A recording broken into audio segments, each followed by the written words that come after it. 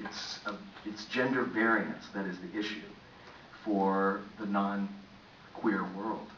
And for queer people, they see gender variance as you sleep with the wrong person. For trans people, they see gender variance as you don't look right. You're acting not right for a man or not right for a woman.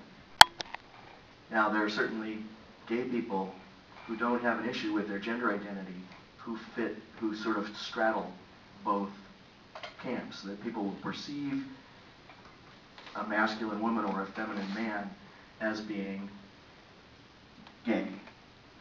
And that person may be trans or may be homosexual. We don't know. But the issue really is gender variance. And that desire to police gender expression is what really hurts all of us. And that's what we have to work on together. I mean, and I would even say even within our own community, we tend to police our own people.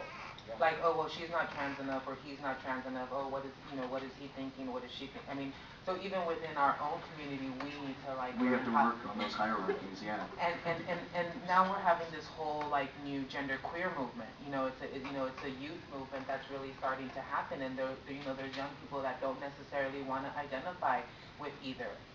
And which is great. Which is the beauty, but then it's like I call it the generation gap, where you have an older. I mean, you have that. There's like the transsexual generation that they're like, okay, you're a transsexual. Now you have the transgender generation, and now you have a genderqueer generation, and they're very different. And the reason why is because now you're starting to see that this talk that we're having today is starting to happen outside of the LGBT community. And you're seeing that these young kids are like, wait a minute, why do I have to be both? Why do I have to choose? Like, why can't I just be both?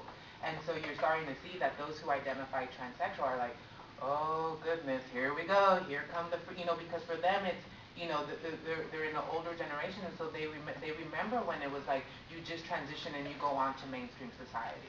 And now you see the youth that they're like, wait a minute, I don't want to be a part of mainstream society. I just want to be as queer as a $3 bill, or what is that term that they use? So yeah. Which is, incidentally, that's the way I felt as a young person, a young gender variant queer person. But I thought I was just going to be in the middle and be as challenging and dynamic as human being as could possibly be.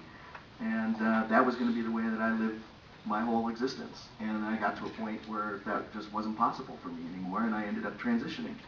So, and so I'm accustomed to being misinterpreted historically.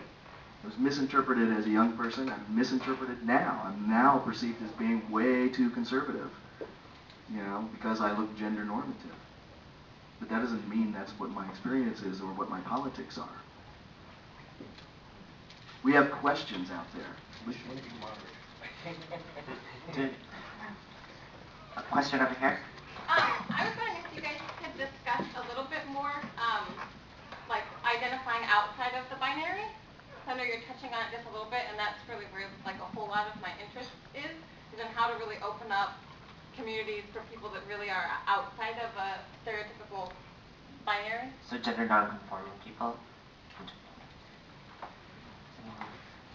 Well, I think the biggest thing to do is to just speak that way, just put it out there. Because trans people, it's hard to get trans people to come forward a lot of times because of the oppressive environments that people exist in. And people often don't feel safe because they're going to get trashed by the hierarchy that's been expressed as we were just talking about. So I think just putting that language out, consistently, that it's okay if people are gender normative, we can't help that, but it's also okay to be outside the binary. There's not a value judgment about that, about either one, but that we want to encourage people to just really be who they are. And just to keep putting it out, and eventually that will expand. I mean, I think another thing too is your promotional materials. Is it the typical, gay white man in his little X shorts, or and then you know, the really pretty, you know, lesbian or like bull dyke. You know, like I think that we need to think of like people who, you know, see your material, it's like, can they identify with that? You know, can they say, oh, okay, well, there's going to be things for me to, if I go to a certain event, before I go to the event, I want to make sure that there's going to be things that I'm going to be able, of interest, and that I'm going to be able to learn from. So if it's about me being gender non-conforming, I want to make sure that there's going to be things there for gender non-conforming people. So I think in your promotional materials, the way how you advertise, the listservs of where you do that, to make sure that it's broader than just, you know, the typical gay, you know, website, or the typical lesbian website, or even the typical trans, you know, the trans website, that you use a variety of media to recruit those who are gender non-conforming.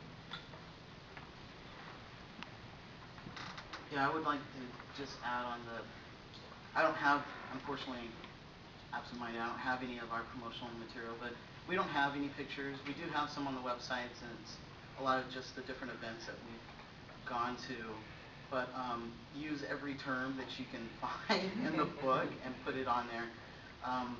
The Lou Sullivan Society really wants to be all-inclusive. That means if you identify as trans and you have no desire to, you know, do physical transition, or, you know, you are a transsexual male, anything in between, whether it's tomboy or, I don't know, tranny boy, all the different things that come up. I mean, I think a lot of trans organizations, they just can't afford to print the pictures also, so it leaves a lot of space for a lot of words, a lot of terms. So just make sure that if anyone reading it sees something that they identify with it, then, you know, they can jump on board. And also, like with our group, it really just fluctuates. So to have a picture of me on it, the next meeting might be more, you know, black trans guys, but having a picture of me might mean less other trans guys show up. So to kind of just leave it open as far as like the material, I think is really important, just so they can pick up on something and kind of grasp onto that. And I think too, also too, I mean, you'll save yourself a headache if you recruit those people to be a part of the planning or the outreach. So therefore, they know where to get their community. So if you bring them onto the planning, onto the very beginning of the planning, you're not going to have to brainstorm ideas, because you'll already have somebody on your planning board to be able to say, okay, if you want these type of people, I know what club, I know what listserv, I know, you know, et cetera, I know where to get, you know, recruit these people to attend the event. Just to add on to that, and then I'll move into another question, is what I think is really exciting is that digital media, I think for trans people especially, play a vital role in how we access information and build relationships with people and find resources and pieces of information that help our journeys and our experiences. So something to keep in mind is to really utilize your website in putting out information that is trans-friendly and trans-inclusive. So that way, they have that impression that this organization is supportive and also willing to embrace me and the experiences that I bring.